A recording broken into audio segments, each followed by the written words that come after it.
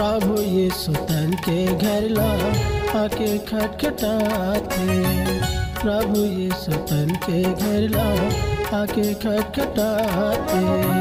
प्रभु यीशु तन के घर ला आके खटखटाते।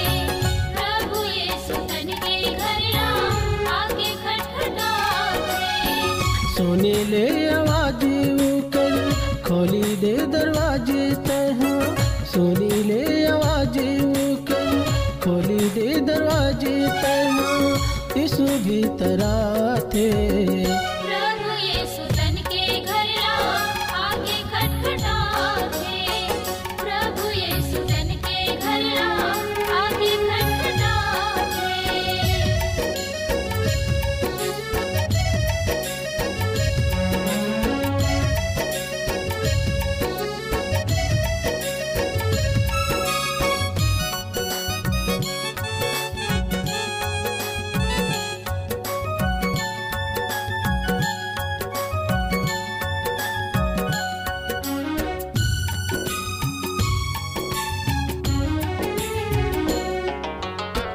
आत्मा के रूप में यीशु हमर करयाते।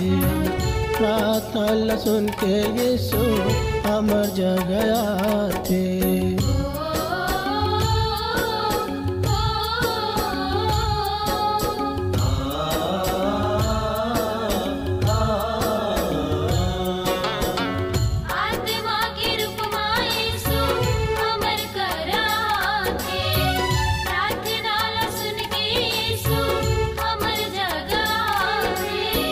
छोड़ो झन सुला भैया भूलो झन सुला दीदी।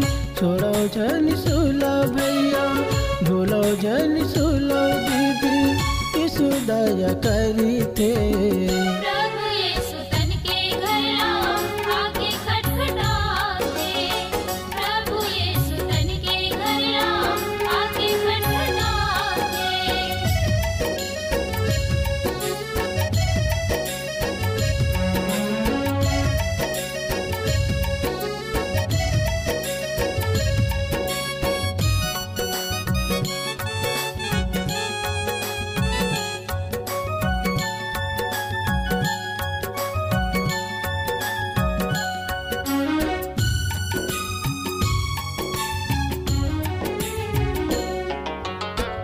आत्मा बचाए बर यीशु दुनिया में आए हैं।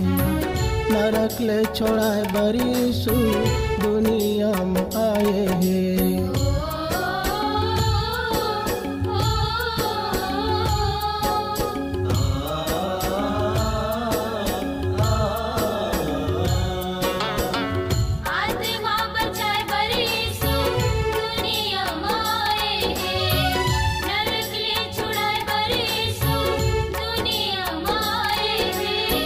छोड़ो झन सुला भैया भूलो झन सुला दीदी। छोड़ो झन सुला भैया भूलो झन सुला दीदी। यीशु दया करी थे। प्रभु यीशु तन के घर ला आके खटखटाते। प्रभु यीशु तन के घर ला आके खटखटाते। सोने ले आवाज कर खोली दे दरवाजे तह। सोनी ले आवाज कर खोली दे दरवाजे तह। यीशु भीतर आते।